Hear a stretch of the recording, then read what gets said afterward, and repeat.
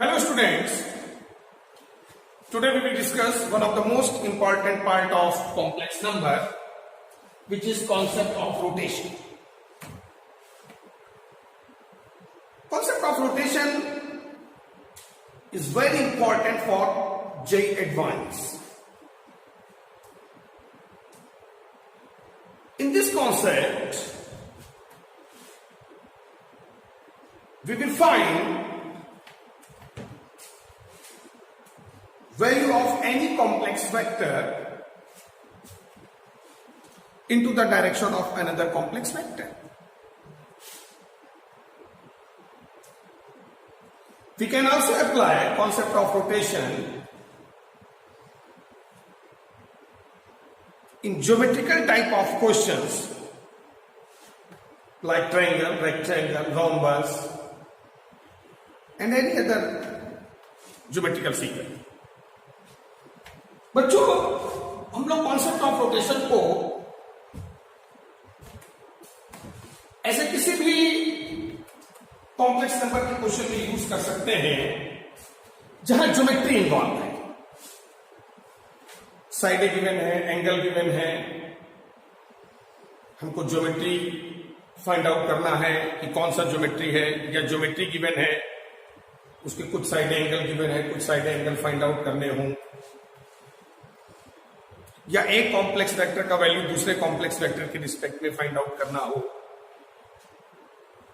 तो वहां पर हम लोग जो है कॉन्सेप्ट ऑफ रोटेशन का यूज करते हैं।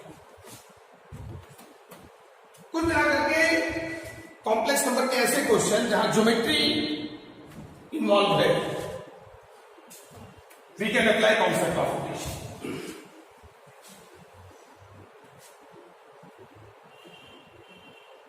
तो सबसे पहले जो आपको यहां पर समझना है कि इस कॉन्सेप्ट को यूज कैसे करना है। जैसा कि मैंने आपसे कहा कि एक कॉम्प्लेक्स वेक्टर का वैल्यू दूसरे कॉम्प्लेक्स वेक्टर के रिस्पेक्ट में हम लोग फाइंड आउट करते हैं। ठीक, अब बच्चों ध्यान से देखिएगा, जैसे ये हमारी दो साइडें हैं, ये AB है, ये AC, ये एंगल थीटा इन दोनों साइडों के बीच का एंगल है।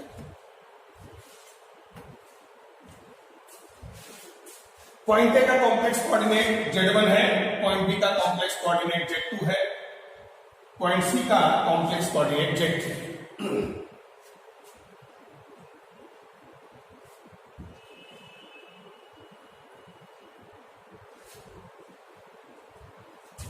सबसे पहले आपको कोई दो वेक्टर साइडें कंसीडर कर लेनी है। जैसे ये हमने एक वेक्टर ए बी ले लिया और वेक्टर ए सी ले लिया। हम लोग वेक्टर ए बी का वैल्यू वेक्टर ए सी के रिस्पेक्ट में फाइंड आउट करना चाहते हैं।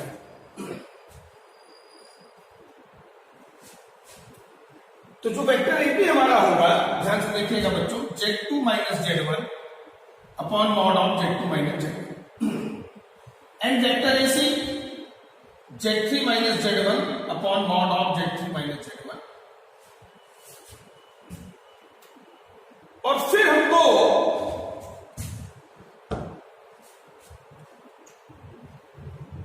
जो राइट साइड में वेक्टर है उसको लेफ्ट साइड की तरफ रोटेट करना है। वेक्टर ए सी को हम लोग वेक्टर ए बी की तरफ ले जाएंगे। जो भी हम लोग यहाँ पे राइट साइड, जहां पर हम लोग लिख रहे हैं राइट साइड में ए सी है, उसको रोटेट करके हम लोग लेफ्ट साइड वेक्टर की तरफ ले जाएंगे। उसमें सेंस ऑफ रोटेशन अगर क्लॉकवाइज है तो राइट साइड में आप सिस ऑफ माइनस थीटा मल्टीप्लाई कर देंगे, sense of rotation anti clockwise है तो सिस थीटा मल्टीप्लाई। यहां सेंस ऑफ रोटेशन बच्चों क्लॉकवाइज है तो इंटू सिस ऑफ माइनस। तो एक तरीके से हम लोगों ने वेक्टर ए बी का वैल्यू वेक्टर ए सी के रिस्पेक्ट में फाइंड आउट किया। तो करना क्या है, note down, with the help of concept of rotation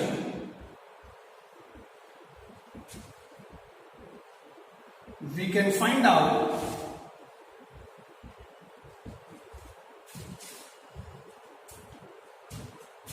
we can find out value of we can find out value of any complex vector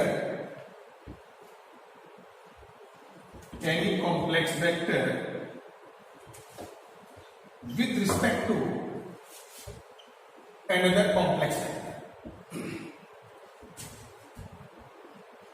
हम लोग एक कॉम्प्लेक्स वेक्टर का वैल्यू दूसरे कॉम्प्लेक्स वेक्टर के रिस्पेक्ट में फाइंड आउट करेंगे. So with the help of concept of rotation, we can find out value of any complex vector with respect to another complex vector. ये तो मैंने आप लोगों को अपने प्रीवियस लेक्चर्स में बताया ही था कि जिस तरह से एक वेक्टर वेक्टर प्लेन पर बिहेव करता है, काफी कुछ वही बिहेवियर एक कॉम्प्लेक्स प्लेन पे कॉम्प्लेक्स नंबर का रहता है. फिर से सुनिए, जिस तरह से एक वेक्टर प्लेन पर वेक्टर का बिहेवियर होता है, काफी कुछ वैसा ही बिहेवियर कॉम्प्लेक्स प्लेन पर कॉम्प्लेक्स नंबर का होता है. जिस तरह से हमारा दो वेक्टर का एडिशन सब्सट्रैक्शन होता है, बिल्कुल उसी तरीके से दो कॉम्प्लेक्स नंबर का एडिशन सब्सट्रैक्शन होता है.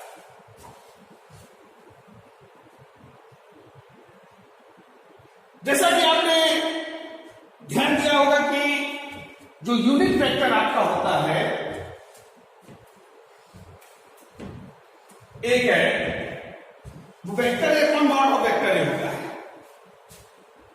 तो जब हमने यहां पर ये दो वेक्टर लिए हैं,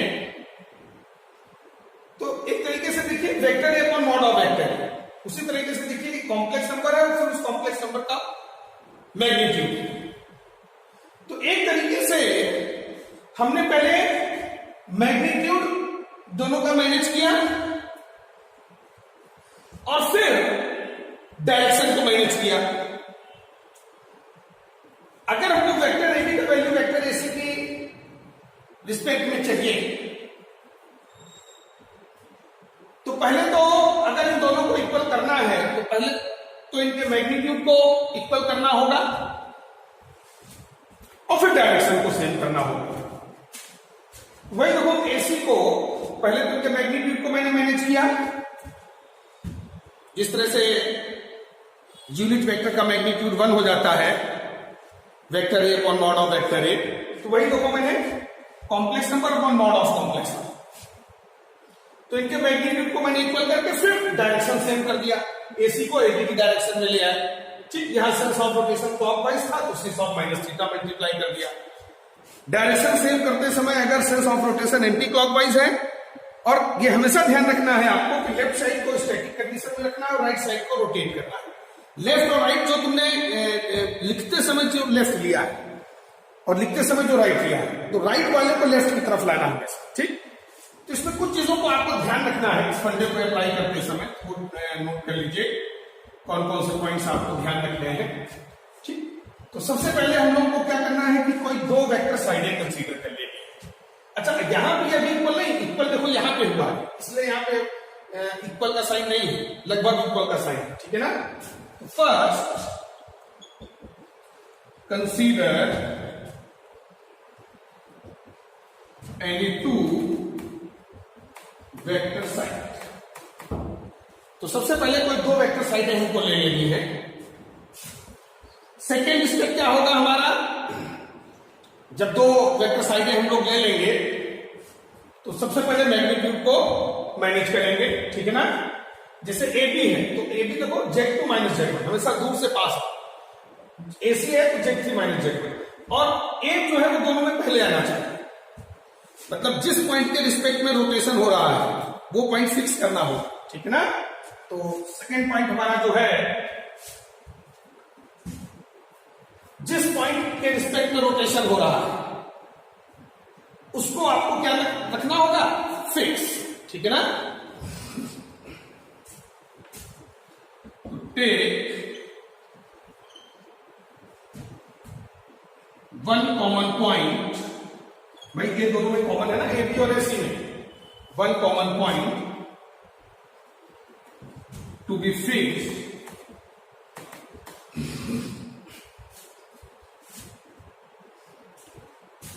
and then divide side vector by its magnitude. तो दोनों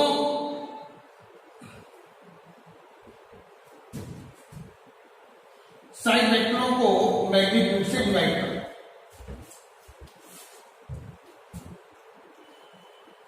थर्ड स्टेप में भाई दोनों साइड वेक्टरों को मैग्नीट्यूड से डिवाइड कर दिया। थर्ड स्टेप में जो लेफ्ट साइड है, लेफ्ट साइड फिगर में नहीं, लेफ्ट साइड तुमको लेना है जो तुमने लिखा है उसका लेफ्ट, ठीक है ना। लेफ्ट वाले को स्टैटिक रखना है, राइट साइड वाले को रोटेट करना है into the direction of left side vector. Take left side vector in static condition, just see here, visible? Yes, sir. Take left side vector in static condition and then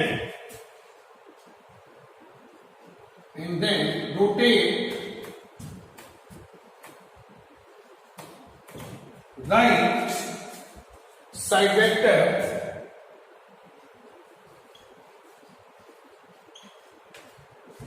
into the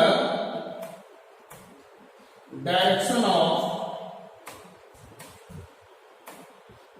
left, into the direction of left side vector। यहां पे space miss हो गया है, आप इधर देख लीजिए, ठीक है ना। तो जो लेफ्ट साइड वेक्टर है, take left side vector in static condition and then rotate right side vector into the direction of left side। तो लेफ्ट साइड वाले को स्टैटिक में रखना है, राइट साइड वाले को रोटेट करना है किसकी तरफ? लेफ्ट साइड वेक्टर की तरफ। जैसे एपी ये लेफ्ट में है, ये राइट में, तो इस राइट वाले को रोटेट करना है लेफ्ट साइड वेक्टर की तरफ, ठीक है। इस रोटेशन में अगर sense of rotation anti clockwise है तो सिस थीटा मल्टीप्लाई होगा राइट साइड में। Fourth point, if sense of rotation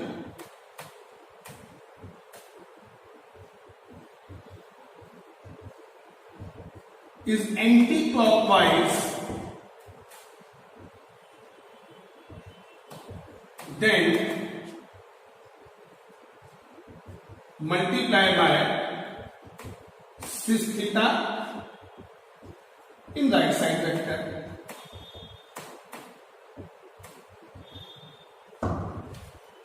अगर सेंस ऑफ रोटेशन हमारा एंटी क्लॉकवाइज है तो सिस थीटा मल्टीप्लाई होगा राइट साइड वेक्टर में, ठीक है। फिफ्थ पॉइंट हम लोग यहां लिख लेते हैं, if sense of rotation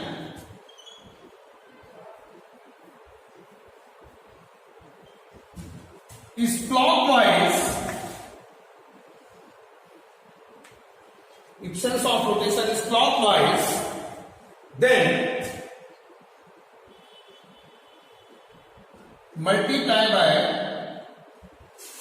cis of minus theta in right side vector, in right side vector। ये 5 पॉइंट्स है जो बच्चों हम लोगों को अच्छे से ध्यान रखना, ठीक है ना। इसको अच्छे से आप सभी लोग जो है एक बार फिर से देख लीजिए। How to apply concept of rotation, हमको किस तरह से कॉन्सेप्ट ऑफ रोटेशन को यूज करना है, ठीक है ना। तो बोर्ड आपके सामने है, मैं साइड हो गया हूं, आप लोग हर एक पॉइंट को अच्छे से पढ़ेंगे। मैं फिर से पढ़ रहा हूं। फर्स्ट पॉइंट है, सबसे पहले आपको दो वेक्टर साइडें लेनी है। First consider any two vector side, okay. जैसे हमने यहां एबी और एसी दो वेक्टर साइडें लेनी है, ठीक है। सेकेंड स्टेप है कि take one point to be fixed and then divide both side vector by its magnitude. अब जैसे एबी और एसी में एक पॉइंट तुम्हारा फिक्स है तो दोनों में पहले आना चाहिए, ठीक। अब वेक्टर एबी वेक्टर एसी दो वेक्टर हमने ले लिए, तो एबी लिखोगे Z2 माइनस Z। अच्छा, इसमें एक चीज ध्यान रखना, या तो दोनों में दूर से पास आना या दोनों में पास से दूर जाना। ये नहीं कि इधर लिख रहा है Z2 माइनस Z1, उधर लिख रहा है Z1 माइनस Z2, फिर गलत हो जाएगा। जैसे हमने लिखा AB Z2 minus Z1, AC Z3 minus Z1। या तो दोनों में दूर से पास आओ या दोनों में पास से दूर जाओ। समझ गए ना? Z2 minus Z1, Z3 minus Z1, दूर से पास, ठीक, उनके मैग्नीट्यूड से डिवाइड मार दो, सेकेंड पॉइंट हो गया। फिर लेफ्ट साइड को स्टैटिक में रखना है, तुमने जिसको भी लेफ्ट में रख दिया उसको स्टैटिक रखना है, राइट वाले को रोटेट करना है, जैसे यहां जो तुमने लिखा है उसका राइट, यहां राइट में एसी है, एसी को रोटेट करो towards left side vector AB की तरफ। अब देखिए यहां पर सेंस ऑफ रोटेशन तुम्हारा अगर क्लॉकवाइज है तो sense of minus theta right side में मल्टीप्लाई होगा, और अगर sense of rotation anti clockwise होता तो सिस थीटा मल्टीप्लाई होता, ठीक। इससे कोई फर्क नहीं पड़ता तुम किसको लेफ्ट में ले रहे हो किसको राइट में ले रहे हो। तुम हो सकता है कि ये लिखे होते मे बी पॉसिबल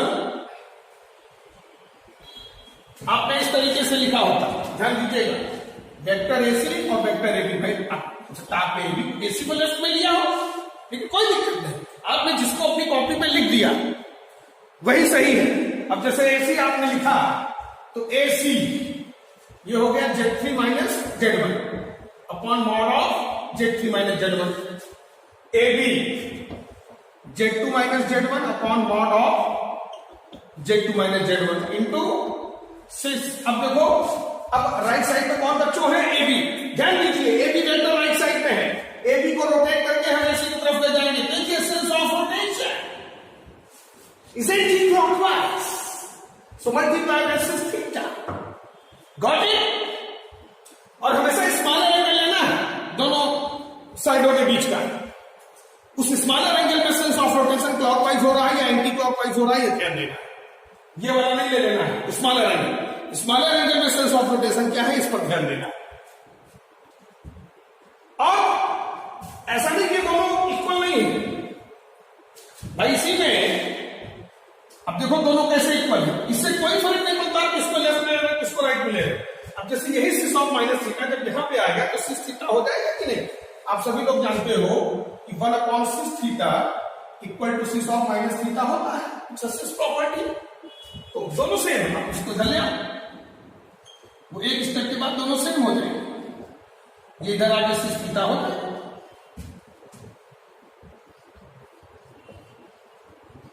ये है बच्चों, तो उससे कोई फर्क नहीं पड़ता कि आप किसको लेफ्ट में ले रहे हो किसको राइट में ले रहे हो। जिसको भी लेफ्ट राइट में ले रहे हो लेफ्ट वाले को स्टैटिक में रखना है और राइट वाले को रोटेट करना है टुवर्ड्स राइट साइड, ठीक। अब जैसे इसी में देखो बच्चों, मैं एक ये ट्राइंगल ले रहा हूं,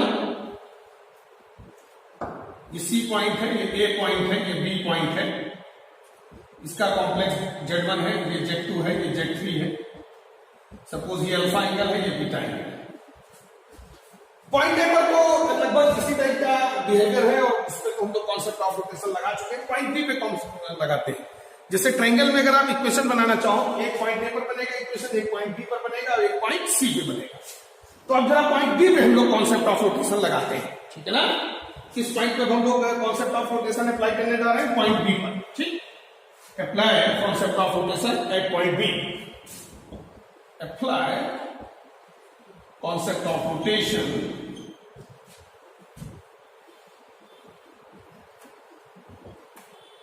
at point B। चलो बच्चों, तो सपोज हमने BA को लेफ्ट में ले लिया, BC को राइट में ले लिया, ये दो वेक्टर साइड मैंने ले ली, वो कोई भी लेफ्ट कोई भी राइट ले लो, डजंट मैटर। BA, ध्यान दीजिएगा बच्चों, BA को आप क्या लिखेंगे? Z1 माइनस Z2, ये सब चीजें प्रैक्टिस में ले लो, upon mod of Z1 minus Z2 equal to BC पे आ जाओ। BC में तुम्हारा Z3 माइनस Z2, दूर से पास आओ, Z3 minus Z2 upon mod of Z3 minus Z2 into, अब सिस का नंबर है तो सिस, अब देखो राइट साइड पे कौन है यहां पर बच्चों? BC। BC को रोटेट करके BA की तरफ लाना है, ध्यान दीजिए, BC को रोटेट करके BA की तरफ लाना है। भाई जो लिखने में जो राइट साइड में है, फिगर का लेफ्ट राइट नहीं, जो लिखा है उसका लेफ्ट राइट। या राइट साइड में कौन है? BC। BC को रोटेट करके BA की तरफ लाओ। सेंस ऑफ रोटेशन, देखिए सेंस ऑफ रोटेशन बच्चों, सेंस ऑफ रोटेशन क्या है? देखिए सेंस ऑफ रोटेशन, ये sense of rotation anti clockwise है। क्लॉकवाइज आपका ऐसे होता है ना, ये देखिए इधर ऐसे, ये एंटी क्लॉकवाइज है बच्चों, ठीक। तो क्या मल्टीप्लाई करोगे, सिस ऑफ बीटा। ये हमारा पॉइंट बी पे कॉन्सेप्ट ऑफ रोटेशन है। इसी तरह से हम लोग पॉइंट सी पे कॉन्सेप्ट ऑफ रोटेशन लगाते हैं। मान लो ये एंगल तुम्हारा थीटा है, ठीक। Apply concept of rotation at point C, come on. अब हम लोग पॉइंट सी पे कॉन्सेप्ट ऑफ रोटेशन अप्लाई करते हैं एट पॉइंट सी। तो इस ट्रायंगल में आप इसमें से 3 इक्वेशन बना सकते हैं। अब पॉइंट सी पे हम लोग सीबी और सीए ले लेते हैं। एट ए टाइम तुमको जो अच्छा लगे उसको लेफ्ट लो, जिसको राइट लो, ठीक है। जैसे हमने सीबी और सीबी लेफ्ट में ले लिया, सीए राइट में ले लिया, ठीक। अब सी बी, अब ध्यान दीजिए बच्चों, सी बी मैंने कहा ना दूर से पास, C B Z2 minus Z3 upon mod of Z2 minus Z3 equal to C A Z1 minus Z3, दूर से पास जाओ, Z1 minus Z3 upon mod of Z1 minus Z3 into cis of. अब आप देखिए हम लोग का राइट साइड में सीए है, सीए को रोटेट करके हम सीबी की तरफ ले जाएंगे, सीए को रोटेट करके सीबी की तरफ ले जाएंगे। अब आप देखिए सेंस ऑफ रोटेशन, देखिए सेंस ऑफ रोटेशन, ये बच्चों देखो sense of rotation anti clockwise है। सेंस ऑफ रोटेशन देखिए आप लोग अच्छे से। तो क्योंकि सीए को जब सीबी की तरफ ले जाओगे, सीए यहां राइट साइड में है, फिगर का लेफ्ट राइट नहीं, यहां देखो ना सीए ये राइट में है, इसको ले जाओ सीबी की तरफ, sense of rotation anti clockwise multiply by 6। ये फंडा है बच्चों, यही कॉन्सेप्ट ऑफ रोटेशन कहलाता है, ठीक है। अब बात आती है, ये तो हम लोगों ने कॉन्सेप्ट ऑफ रोटेशन दो वेक्टर साइडों के बीच में कैसे अप्लाई करना है वो हम लोगों ने सीख लिया है। अब क्वेश्चन में इस कॉन्सेप्ट को कैसे यूज किया जाएगा, तो उसके लिए क्वेश्चन हम लोग करते हैं, कुछ चीजों को सीखते हैं। क्वेश्चन मैं लिखता हूं और उसको सॉल्व भी करता हूं, जिससे कि आपको चीजें अच्छी से समझ में आ जाए। तो बच्चों एक इक्विलेटरल ट्रायंगल का कंडीशन होता है, उसको हम लोग कॉन्सेप्ट ऑफ रोटेशन के थ्रू फाइंड आउट करेंगे। Z1, Z2, Z3 हमारे 3 पॉइंट हैं जो एक इक्विलेटरल ट्रायंगल के वर्टिसेस को रिप्रेजेंट कर रहे हैं, और हम लोग को प्रूव करना है Z1 square plus Z2 square plus Z3 square minus Z1 Z2 minus Z2 Z3 minus Z3 Z1 equal to Z3 Z1 equal to 0।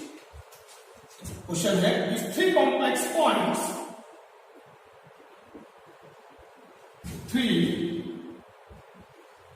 complex points Z1, Z2 and Z3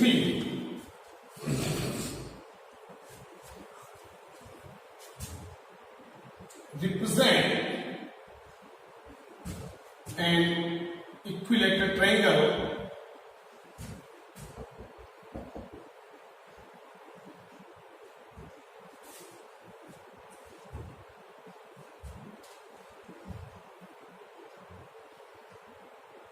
then prove that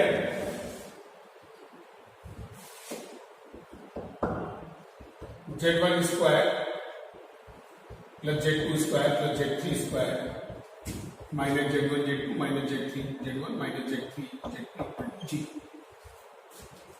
बच्चों ये question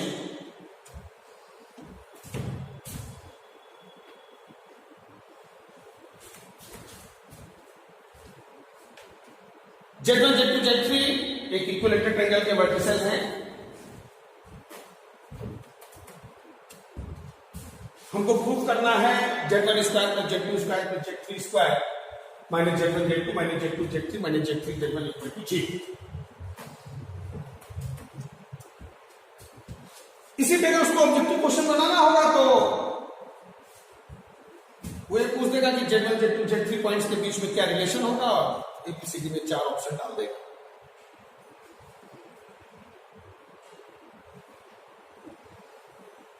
distance formula तो आप लोगों को पता ही होगा, 2 point के बीच का।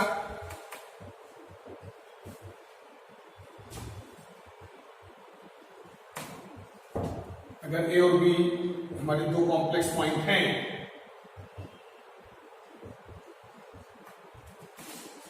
जो डिस्टेंस ए बी है वो mod of Z1 minus Z2 होता है।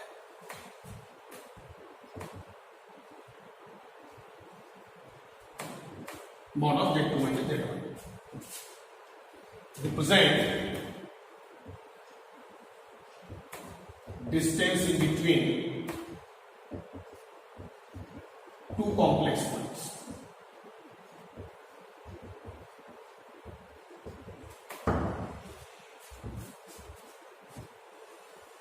ये दो कॉम्प्लेक्स पॉइंट के बीच के डिस्टेंस को रिप्रेजेंट करता है। खैर हम लोग क्वेश्चन पे वापस आते हैं।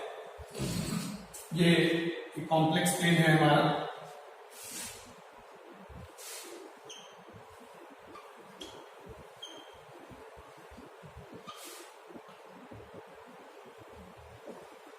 ये ट्रायंगल है, इक्विलेटरल ट्रायंगल है, समबाहु त्रिभुज है, तो सभी की साइड लेंथ इक्वल होंगी और एंगल भी इक्वल।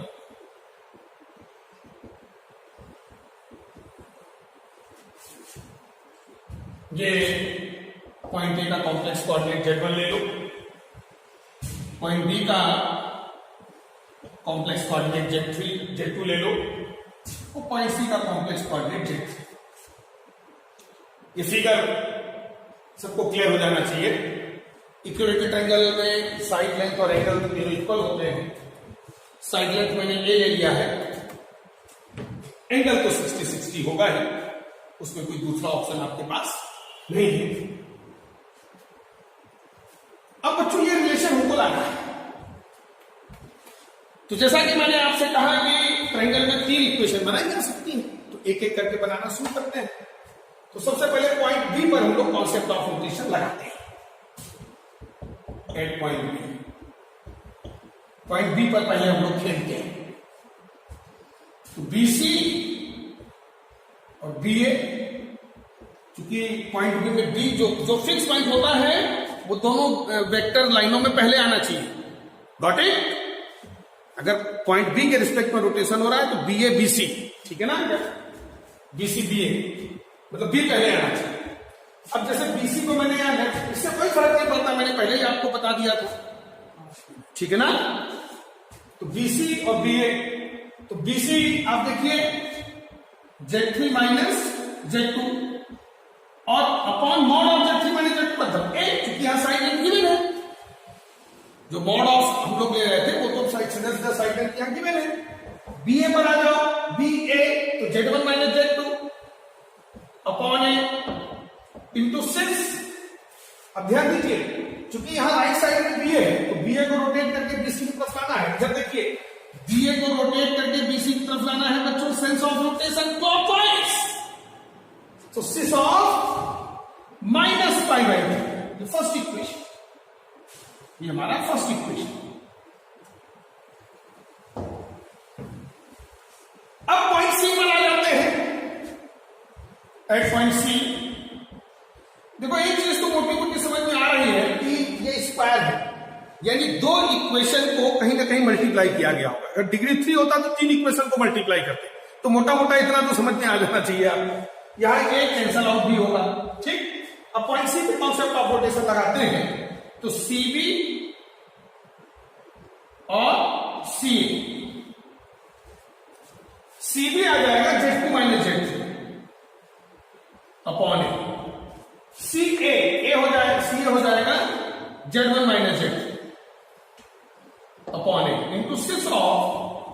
अब देखिए CA को रोटेट करके CB की तरफ लाना है, ठीक। CA यहां राइट साइड पे है ना हमारा, तो CA को रोटेट करके जब CB की तरफ लाओगे तो देखो बच्चों यहां sense of rotation anti clockwise हो चुका है, ना बोल रहा है, ये एंटी क्लॉकवाइज हो गया है, तो 6 ऑफ पाई बाय 3। ये हमारा सेकेंड इक्वेशन, ये कैंसल आउट हो गया। तो इस तरह से फर्स्ट इक्वेशन और सेकेंड इक्वेशन, अब इन दोनों को हम लोग मल्टीप्लाई कर देते हैं बच्चों, ठीक है।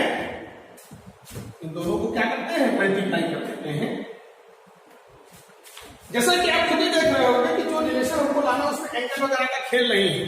तो आप देखिए जब मल्टीप्लाई करोगे तो 6 theta into 6 of minus theta, 6 0 हो जाएगा, आप सभी लोग जानते हो cis theta into cis of minus theta, ये एंगल ऐड हो जाते हैं।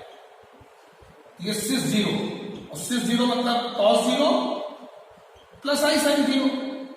तो कॉस जीरो 1 होता है, साइन जीरो 0 होता है, तो 1 वैल्यू आ गया। सिस 0 1 होता है, सभी लोग जानते हो। ठीक, तो अब हम लोग जो है फर्स्ट इंटू सेकेंड कर लेते हैं, इसको इधर कर लेते हैं। तो Z3 minus Z2 into Z2 minus Z3 equal to Z1 minus Z2 into cis of minus 5/3 into Z1 minus Z3 into cis of 5/3। तो ये बच्चों आप लोग ध्यान दोगे, ये minus of Z3 minus Z2 का होल स्क्वायर हो जाएगा, और इधर Z1 minus Z2 into Z1 minus Z3 into, अब ध्यान दीजिएगा ये दोनों जो सिस है, सिस ऑफ 5/3 और माइनस 5/3 हो जाएगा। भाई सिस थीटा 1 इंटू सिस थीटा, ये मल्टीप्लीकेशन है दोनों, वहां स्पेस नहीं था तो इसलिए मैंने यहां लिख दिया है मल्टीप्लीकेशन। तो ये ऐड हो जाएगा, ऐड होकर के सिस 0 बनाएंगे, तो Z1 minus Z2 into Z1 minus Z3, और ये तुम्हारा सिस 0 हो गया 1।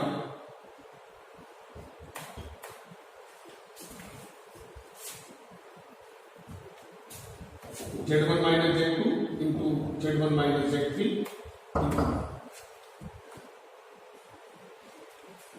तो फाइनल ये आपका जो है minus of Z3 minus Z2 whole square equal to Z1 minus Z2 into Z1 minus Z3। इसको आप ओपन कर लीजिए। इसको हम लोग जैसे ही ओपन करेंगे, और यहां भी माइनस साइन बाहर है, तो Z2 माइनस Z1 लीजिए इसको, माइनस साइन कैंसल आउट हो गया। ठीक है, इसको आप ओपन कर लीजिए। Z3 square plus Z2 square minus Z2 Z3 equal to Z1 Z2 minus Z2 Z3 minus Z1 square plus Z1 Z2। ये जो माइनस का Z1 स्क्वायर है, इसको आप इधर शिफ्ट कर लो, तो Z1 square plus Z2 square plus Z3 square equal to ये माइनस का Z2 Z3, हाँ यस, हाँ माइनस का ये 2 टाइम्स होगा।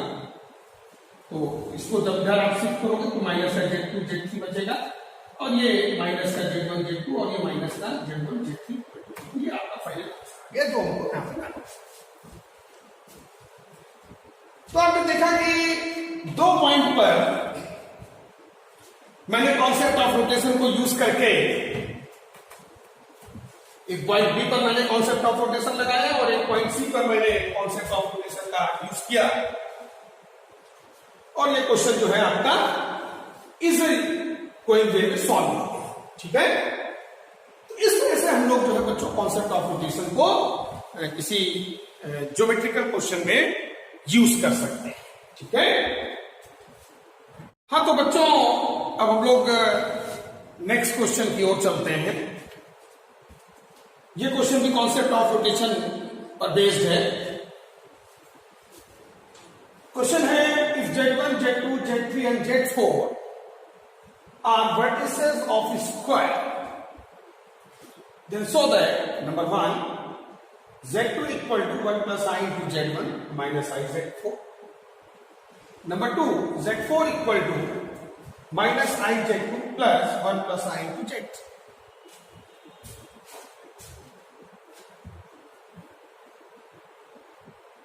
Z1 Z2 Z3 Z4 एक वर्ग के वर्टिसेस हैं। स्क्वायर आप सभी लोग जानते हैं, चारों साइडें इक्वल होंगी, और बीच का एंगल 90 डिग्री का होगा। ये 2 रिजल्ट हम लोगों को यहां पर चेक करना है। जब इसको इसके ऑब्जेक्टिव क्वेश्चन बनाने होंगे तो जैसे कि अभी मैंने फर्स्ट और सेकंड डाली है, ऑप्शन में डाल देगा। Then relationship in between Z2, Z3, Z1, Z2, Z2, Z3 and Z4 will be number 1, number 2, number 3, number 4। इस तरह से जिस तरह से ट्रायंगल में मैंने आपको बताया था कि 3 इक्वेशन बन सकती हैं, उसी तरह से स्क्वायर में हम 4 पॉइंट पर एबीसीडी 4 पॉइंट हो गए जिनपे कॉन्सेप्ट ऑफ रोटेशन यूज कर सकते हैं। ठीक है बच्चों, सो कम टू द पॉइंट, हम लोग स्टार्ट करते हैं। ये हमने एक कॉम्प्लेक्स प्लेन ले लेना है, ये हमारा स्क्वायर है,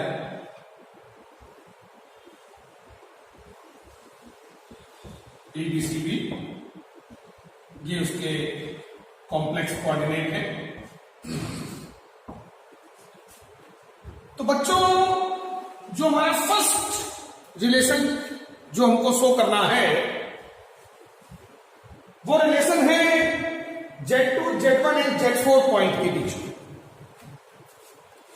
Z2, Z1 and Z4 point के बीच में। अब आप देखिए Z2, Z1 और Z4, ये 3 पॉइंट किन 2 वेक्टर साइडों पर आते हैं? तो वो वेक्टर साइडें हैं AB और AD, जिसमें A पॉइंट कॉमन है। तो हम इसी पे कॉन्सेप्ट ऑफ रोटेशन जड़ देते हैं। So A point A, vector AB ले लीजिए और वेक्टर AD ले लीजिए। ठीक, जो वेक्टर AB है हमारा AB Z2 माइनस Z1। अच्छा, स्क्वायर है तो चारों साइड लेंथ इक्वल होगी, A चारों साइड लाइनें आप साइड लेंथ आप A ले लीजिए। बीच के एंगल बच्चों ये 90 डिग्री के होंगे। अब आप देखिए राइट साइड पे AD है, AD को क्या लिखोगे? Z4 minus Z1। दूर से पास आ जाएंगे इनटू सिस ऑफ। अब यहां राइट साइड में AD है, ये बिल्कुल बच्चों फिक्स कर लो। तुमको 2 वेक्टर साइडें लेनी है, कॉमन पॉइंट दोनों में पहले आएगा, जिसको भी तुम राइट साइड में लिख लोगे वो रोटेट होगा towards left side vector. Left वाला स्टैटिक रहेगा, मैक्सिमम। जैसे यहां में AB और AD लेंगे तो ये फिक्स, ये रोटेट होगा, AD रोटेट होगा AB की तरफ। तो देखो सेंस ऑफ रोटेशन, ध्यान दीजिए सेंस ऑफ रोटेशन, ये क्लॉकवाइज है तो cis of minus pi by, got it? ठीक, और दोनों वेक्टर साइडों को उनके मैग्नीट्यूड से डिवाइड भी कर दीजिए। अब आपका ये A जो है यहां पर कैंसल आउट हो गया। ठीक, ध्यान दीजिएगा बच्चों। इसके बाद में जो बच रहा है उसको हम अच्छे से नोट कर लेते हैं। Z4 माइनस Z1 और सिस ऑफ माइनस पाई बाई 2, ये माइनस आई। आप सभी को पता होगा जो सिस पाई बाई 2 है ये आई होता है, सिस 0 1 होता है, सिस ऑफ पाई माइनस 1 होता है। ये सब डायरेक्ट याद रहना चाहिए। Cis of minus pi by 2 minus I होता है, गॉट इट? ये वैल्यूज आपकी जबान पे होनी चाहिए। भाई सिस ऑफ माइनस पाई बाई 2 क्या होगा? Cos pi by 2 minus I sine pi by 2। अब कॉस पाई बाई 2 क्या होता है? 0, साइन पाई बाई 2 1, तो माइनस आई इंटू 1 माइनस आई हो गया, तो ये माइनस आई लिख दिया है। ठीक है, अब Z2 minus Z1 minus i Z4 plus i Z1, so Z2 equal to 1, इसको इधर शिफ्ट कर लो, 1 plus i into Z1 minus i Z। ये देखिए बच्चों रिलेशन, ये फर्स्ट रिलेशन हमारा सॉल्व हो गया। इसी तरह सेकेंड रिलेशन पे आते हैं। तो हमारा जो सेकेंड रिलेशन है उसको हम लोग सॉल्व करते हैं। सेकेंड रिलेशन देखो, अब भाई बननी तो 4 पॉइंट है, स्क्वायर में 4 पॉइंट है, 4 इक्वेशन बनेगी। लेकिन अब ये थोड़ी कि बिना देखे समझे चारों इक्वेशन बना डालो। हमारा काम अगर 2 इक्वेशन से ही चल जाए तो हम 4 क्यों बनाए? तो ये देख लिया करो कि कौन कौन से पॉइंट इन्वॉल्व है, उसी के अकॉर्डिंग साइडें ले लो। यहां देखो Z4 Z2 Z3, Z4 Z2 Z3, तो देखो Z4 Z2 Z3 कौन सी 2 वेक्टर साइडें ली जाए? CB और CD। कौन सी 2 वेक्टर साइडें बच्चों लोग हैं? CB और CD। तो CB और CD अभी ये इक्वल नहीं है, अब इक्वल करेंगे, मैग्नीट्यूड संभालेंगे, डायरेक्शन संभालेंगे। ठीक, CB मैंने राइट साइड में लिखा है, CB देखो एक खंडा बना लो, CB पहले तो C दोनों में पहले आना चाहिए। देखो कुछ चीजें हैं जो बिल्कुल ध्यान रखना बच्चों, नहीं गलत हो जाएगा क्वेश्चन। जो फिक्स पॉइंट है वो दोनों में पहले आना चाहिए और दूर से पास आओ। CB क्या हो गया? Z2 minus Z3 upon A, CD Z4 minus Z3 upon A into cis of, अब CD को रोटेट करके, CD ये है, रोटेट करके CB की तरफ लाना है। C सेंस ऑफ रोटेशन, ध्यान से देखिए बच्चों, CD हमारा राइट साइड में है तो CD को रोटेट करेंगे टुवर्ड्स लेफ्ट साइड वेक्टर। ठीक, लेफ्ट साइड में CD है, ये CD को रोटेट करके CD की तरफ लाना है। सेंस ऑफ रोटेशन देखिए गेंद की तरफ घूम रही है, sense of rotation anti clockwise. ये क्या होगा? 6π/2 6π/2 का वैल्यू आए। तो Z2 माइनस Z3 ये एक कैंसल आउट हो गया, स्क्वायर में साइडें सेम होती हैं। इसको आप ओपन कर दीजिए, -IZ3 equal to Z2 minus Z3। तो यहां पर हम लोग को Z4 करके जनरेट करना है, तो I हम लोग मल्टीप्लाई कर देते हैं पूरी इक्वेशन। IZ2 माइनस IZ3 और ये I स्क्वायर हमारा -1 हो जाएगा। यहां हमें मल्टीप्लाई कर देना है, multiply by I in both side. ठीक, तो जब I से मल्टीप्लाई कर दोगे तो IZ2 minus IZ3 multiply by I in both side.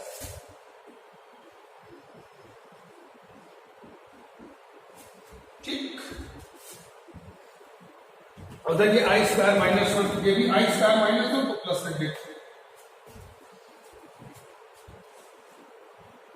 ठीक है बच्चों, और उसके बाद जो है आप खुद ही देख रहे होंगे कि जो रिलेशन हमको चाहिए, Z4 आपका इधर शिफ्ट हो जाएगा, ये आपका Z4 आ गया, ये इधर जाएगा तो माइनस का IZ2 हो जाएगा और फिर ये 1 + sin2। तो जैसे ही आपने I दोनों साइडों में मल्टीप्लाई किया, ये जो सेकेंड रिजल्ट हमारा है वो बच्चों जनरेट। सो आई थिंक ये क्वेश्चन भी आप लोगों को अच्छे से क्लियर हो गया होगा। ठीक है, तो बच्चों अब हम लोग एक क्वेश्चन और देखते हैं। If Z1 Z2 and Z3 are vertices of isosceles triangle, the angle at B and C each being pi minus alpha by 2, then prove that Z3 minus Z2 whole square equal to 4 times Z3 minus Z1 into Z1 minus Z2 into sin square alpha by 2। तो यहां पर एक isosceles triangle है, समद्विबाहु त्रिभुज है। You know in isosceles triangle 2 sides will be equal। Isosceles triangle में हमारी 2 साइडें इक्वल होती हैं। बी एंड सी एंगल दिए हुए हैं।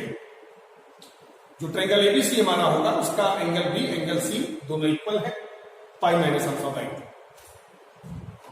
तो जो एक एंगल बचा है वो पाई माइनस करके आप लोग खुद ही फाइंड आउट कर लोगे। तो इस आइसोसेलेस ट्रायंगल में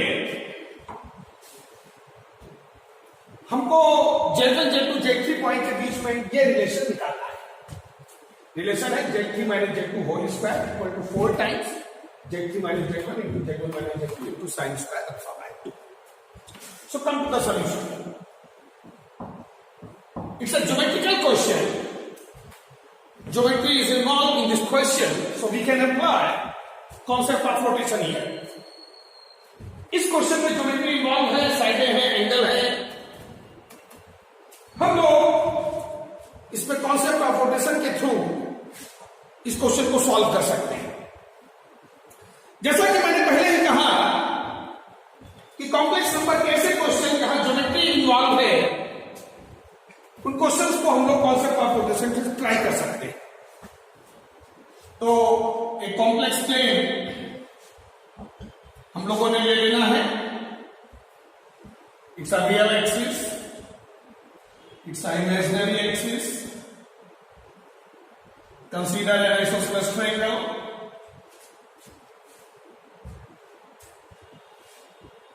Triangle ABC, angle B and angle C are equal. Both are pi minus alpha by 2.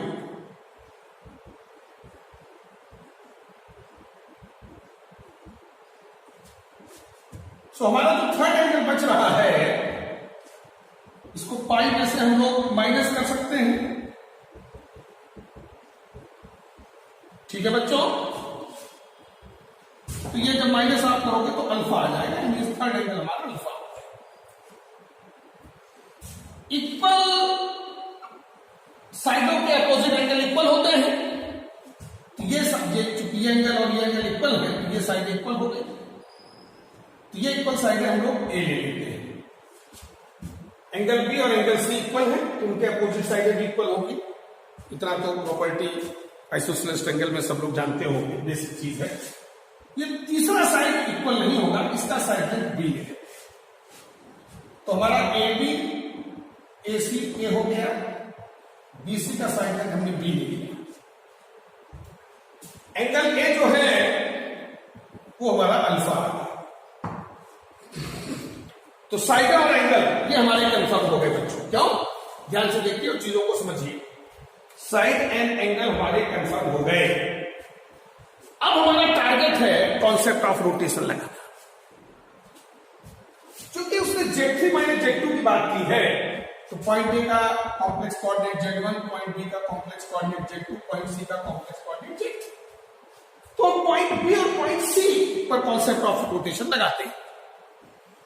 Triangle में तीन साइडों पे, तीन पॉइंट पे कॉन्सेप्ट ऑफ रोटेशन लग सकता है, जिसमें हम लोग पॉइंट बी और पॉइंट सी को पकड़ रहे हैं। ठीक, तो एट पॉइंट बी, तो बी पॉइंट पर जब हम कॉन्सेप्ट ऑफ रोटेशन लगाएंगे तो दो वेक्टर साइडें लेनी होगी, जिसमें पॉइंट बी दोनों में पहले आएगा, बी सी एंड बी ए। ठीक, अब जो बी सी तुम्हारा हो गया वो बच्चों Z3 minus Z2 upon B, vector और उसका मैग्नीट्यूड डिवाइड मार दिया। फिर बी ए में दूर से पास आओ, Z1 minus Z2 upon A into cis of. अब बीए को रोटेट करके बीसी की तरफ ले जाना है। ध्यान दीजिए, देखिए सेंस ऑफ रोटेशन। बीए को रोटेट करके हम बीसी की तरफ ले जा रहे हैं, तो बच्चों सेंस ऑफ रोटेशन क्लॉकवाइज।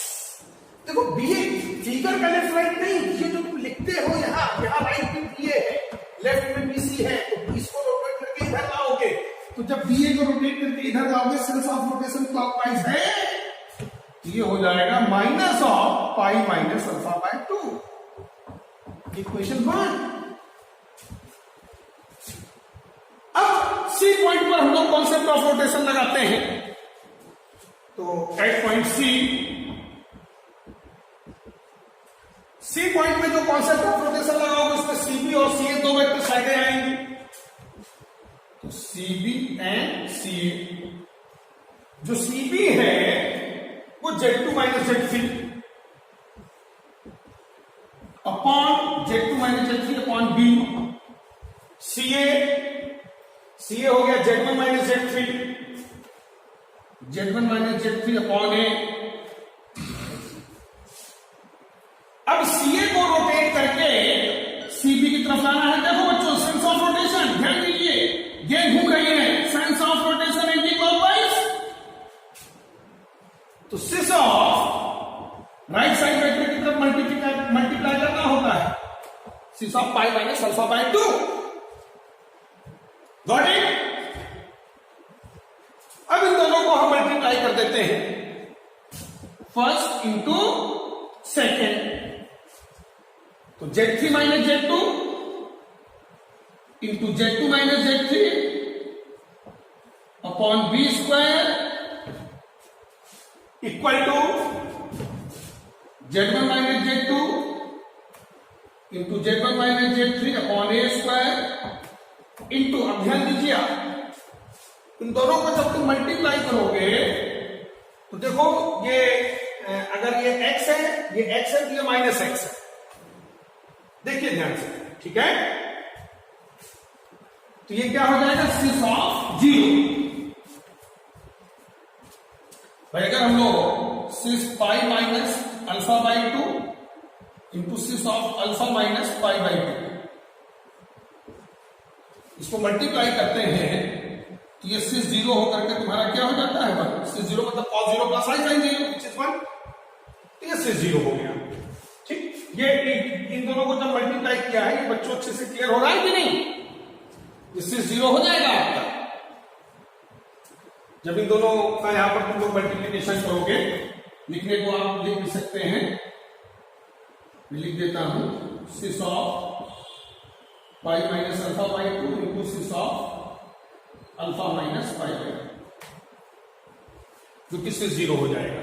ठीक है, ये यहां पे मैंने इसको सॉल्व कर दिया। ठीक है, अब जो रिजल्ट हमारे पास फाइनली बन करके आएगा उसको आप ध्यान देंगे। इधर ये हम लोग इधर आ जाते हैं, तो minus of Z3 minus Z2 whole square upon B square equal to minus of Z2 minus Z1 into Z1 minus Z3, या इसको Z1 माइनस Z2 रखो, इसको Z3 माइनस Z1 कर दो, माइनस साइन बाहर, अपॉन ए स्क्वायर इंटू सिस 0। क्योंकि जब आप इन दोनों को यहां मल्टीप्लाई करोगे ये सिस 0 हो जाएगा, सिस 0 होके 1। ठीक, क्लियर हुआ सभी को?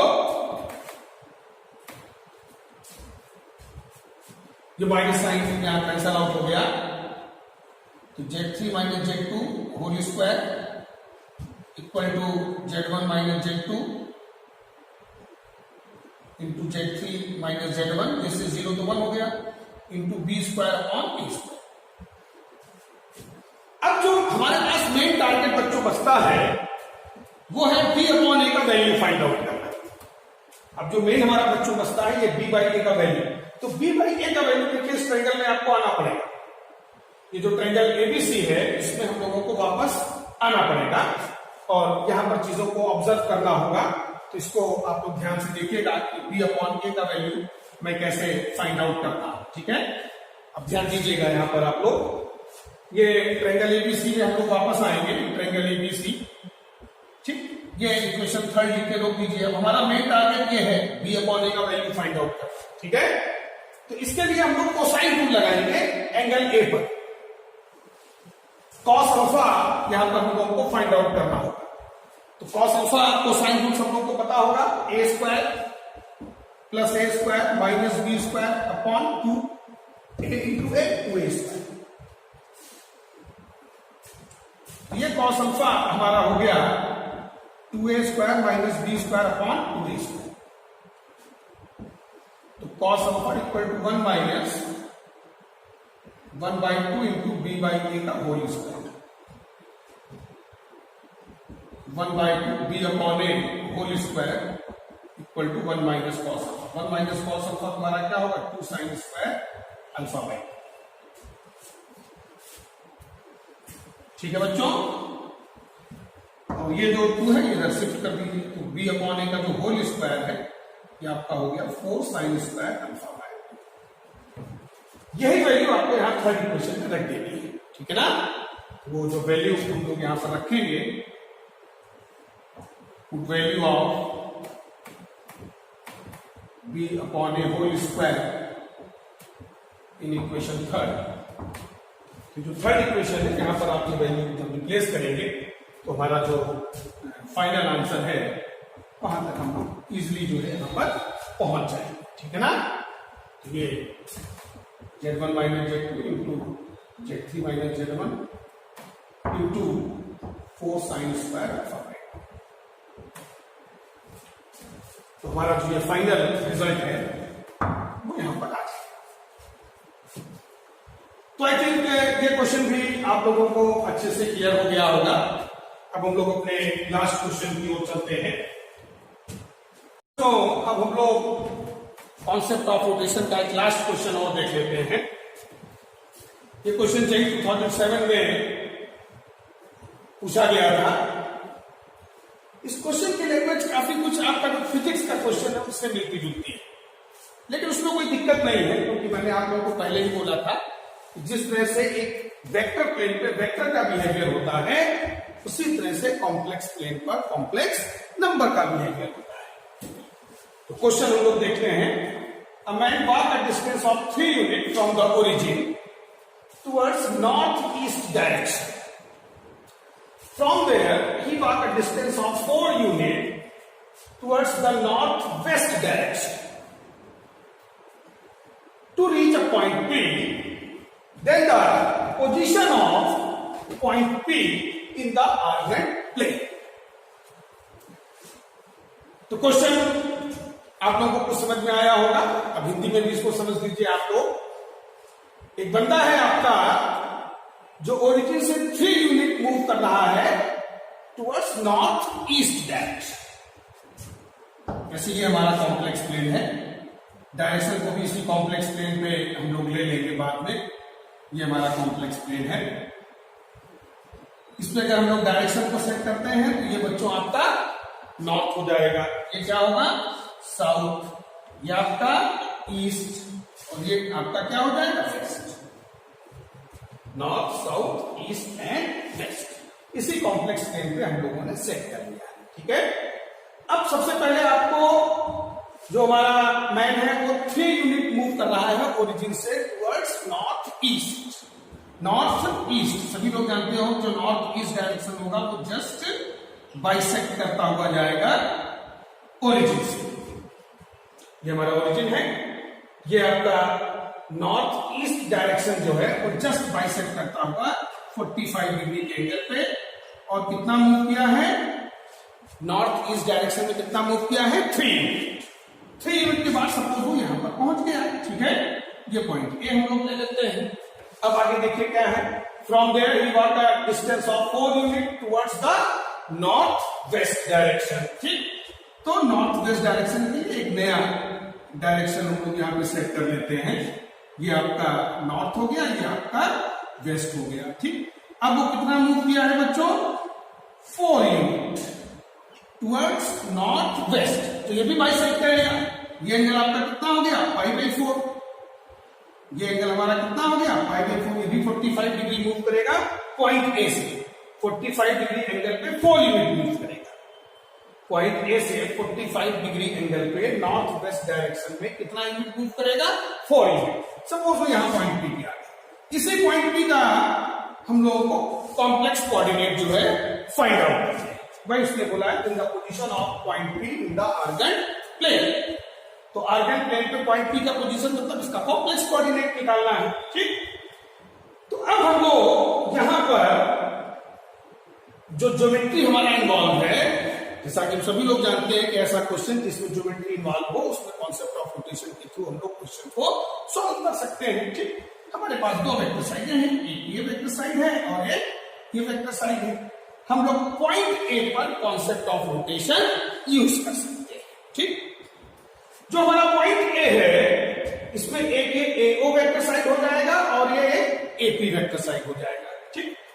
पॉइंट ए का कॉम्प्लेक्स कोऑर्डिनेट भी पहले हम लोग निकाल लेते हैं, थीटा तो निकालना ही है, इसको आप Z2 ले लें, पॉइंट में जो Z1 हमारा है, Z1 तो सिंपल है, तो r सिस थीटा से आप डायरेक्ट निकाल लोगे। भाई किसी भी कॉम्प्लेक्स नंबर को r सिस थीटा से हम लोग रिप्रेजेंट करते हैं। r यहाँ पे कितना है 3, थीटा कितना है π/4, तो Z1 पॉइंट हमारा क्या हो गया 3 6 π/4। यहाँ पर जो तुम्हारे ऑप्शंस हैं वो e⁻i थीटा के फॉर्म में दिए हैं, जो ABCD ऑप्शन आप देख रहे होंगे। तो इस 6 π/4 को हम लोग e⁻i थीटा के फॉर्म में कन्वर्ट कर लेते हैं। तो आप सभी लोग जानते हैं कि जो 6 थीटा है, जो कि cos theta plus i sin theta का शॉर्ट फॉर्म है, जिसको हम e⁻i थीटा भी लिख सकते हैं। तो cos theta plus i sin theta को या तो आप 6 थीटा लिखेंगे या e⁻i थीटा लिखेंगे, बोथ आर सेम। ठीक, तो अगर हम लोग इसको i π/4 को इसमें कन्वर्ट करना पड़ेगा, क्योंकि हमारे ऑप्शन उसी फॉर्म में दिए हुए हैं। ठीक, अब हम लोग अपने मेन पॉइंट पे आते हैं। पॉइंट ए पर हम लोग क्या लगा देते हैं, concept of rotation at point A. जिस पॉइंट के रिस्पेक्ट में रोटेशन होता है उसको आप फिक्स रखोगे, AO और AP। ये दो वेक्टर साइडें हम लोगों ने ले ली। ठीक, अब ये जो दो वेक्टर साइडें हमारी हैं इनको इक्वल करते हैं। ठीक, तो AO आपका क्या हो जाएगा, ये आपका ओरिजिन है, ये 0 है, तो AO में हमेशा दूर से पास आते हैं, तो क्या लिखोगे 0 - Z1 upon 3 equal to AP। ये आपका AP है, तो AP क्या हो जाएगा Z2 - Z1। भाई हमेशा दूर से पास आओ। ठीक, Z2 - Z1 अपॉन 4, ये आप देख ही रहे हो, जिसका मैग्नीट्यूड है उसे डिवाइड कर दिया इनटू, अब 6 थीटा को मल्टीप्लाई करना है, तो एंगल आपको देखना पड़ेगा। तो हम लोग करते क्या है कि राइट साइड वाले को रोटेट कराते हैं टुवर्ड्स लेफ्ट साइड वेक्टर। तो राइट साइड में यहाँ पे कौन है AP। फिगर का लेफ्ट साइड नहीं देखना होता है, जो हमने यहाँ पर दो वेक्टर साइडें ली है उसका लेफ्ट साइड। लेफ्ट में AO है, उसको स्टैटिक रखो, राइट में AP है, उसको मूव करो टुवर्ड्स लेफ्ट साइड वेक्टर। ठीक, तो ये हमारा AP है जो राइट साइड में है, इसको रोटेट कराना है। किस तरह से हमने रोटेट कराया, तो सेंस ऑफ रोटेशन क्या है बच्चों, यहाँ पे एंटी क्लॉकवाइज। तो sense of rotation anti clockwise है, तो ये एंगल देखो टोटल कितना बनेगा, ये आपका π/4 है, तो ये कितना हो गया π/4। ये π/4 पहले से है, तो टोटल एंगल कितना हो गया π/2। यहां पर क्या मल्टीप्लाई होगा 6 π। 6 हमारा कितना हो गया 6 थीटा होता है, थीटा यहाँ पे 90 डिग्री है। चूंकि sense of rotation anti clockwise है तो आपका पॉजिटिव थीटा होगा। ठीक, अब हम लोगों को यहाँ पे Z2 निकालना है। Z1 का वैल्यू यहाँ पे देखो लिखा हुआ है, तो सबसे पहले हम लोग ये जो 6 π/2 है इसको इधर शिफ्ट कर लेते हैं, तो -Z1/3, इस 4 को इधर आप लोग शिफ्ट कर लें, -4 into Z1/3 equal to Z2 - Z1, और ये जो 6 π/2 है आपका, इसको भी E के फॉर्म में कन्वर्ट करो। इस तरह से हम लोगों ने 6 π/4 को कन्वर्ट किया था, तो 6 π/2 क्या हो जाएगा e⁻i π/2। या इसको आप लोग जो है I के फॉर्म में लें, क्योंकि आपके जो ऑप्शन है देखो उसमें I भी बच्चों इन्वॉल्व है। ठीक है ना, तो जो 6 π/2 है ये I होता है, इसको आप I के ही फॉर्म में रखें, जिससे हमको ऑप्शन मैच कराने में आसानी है। जो हमारा 6 π/2 है, ये cos π/2 प्लस i sin π/2, तो cos π/2 0 होता है, sin π/2 1, तो 1 इंटू i, ये आपका I। ठीक, इसको I के फॉर्म में बना रहने दो, क्योंकि हमारे जो ऑप्शन है उसमें देखो I पड़ा हुआ है। ठीक है, जिससे हमको ऑप्शन मिलाने में आसानी है। ठीक, अब हम लोग जो है Z1 को इधर शिफ्ट कर लेते हैं। Z1 का वैल्यू एक साथ हम लोग रख लेंगे, plus Z1 equal to Z। Z2 equal to -4/3, ये Z1 का value 3 into e⁻i π/4, 3 into e⁻i π/4 plus ये Z1 जो है ये 3 इंटू e⁻3 π/4 है, तो -4/3 into Z1 equal to Z2 - Z1, और ये जो I है वो अपॉन में यहां पर आप लोग उसको इस तरीके से सेट कर लें, फिर I से मल्टीप्लाई डिवाइड कर दें, जब i से मल्टीप्लाई डिवाइड करेंगे तो -4i इंटू Z1 अपॉन -1, ये आई स्क्वायर हो जाएगा, आई स्क्वायर आपका क्या हो जाएगा -1, ठीक है, इक्वल टू Z2 माइनस, फिर ये माइनस आपका जो यहाँ कैंसिल आउट हो जाएगा, Z2 इक्वल टू आपका आ जाएगा Z1 plus 4i into Z1 upon 3।